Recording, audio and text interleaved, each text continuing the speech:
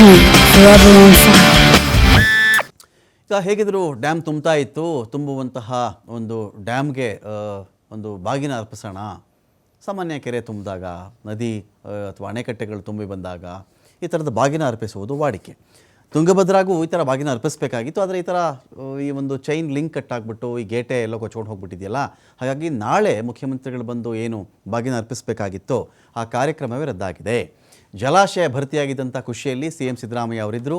ಇದೀಗ crust gate ಕಟ್ಟಾಗಿರುವ ಹಿನ್ನೆಲೆಯಲ್ಲಿ ಅಪಾರ ಪ್ರಮಾಣದ ನೀರೊಂದು ಕಡೆ ಪೋಲಾಗಿದೆ. ಇಂಥ ಟೈಮಲ್ಲಿ ಬಂದು ನಾವು ಬಾಗಿನ ಅರ್ಪಿಸೋದು ಸರಿ ಇಲ್ಲ ಅಂಥೇಳಿ ಆ ಕಾರ್ಯಕ್ರಮವನ್ನೇ ರದ್ದು ಮಾಡಿಕೊಂಡಿದ್ದಾರೆ. ಇಲ್ಲಿ ನೋವಿನಲ್ಲೇ, ತುಂಬ ನೋವಿನಿಂದಲೇ ಸಿದ್ದರಾಮಯ್ಯನವರು ಈ ಕಾರ್ಯಕ್ರಮ ರದ್ದು ಮಾಡಿದ್ದಾರೆ.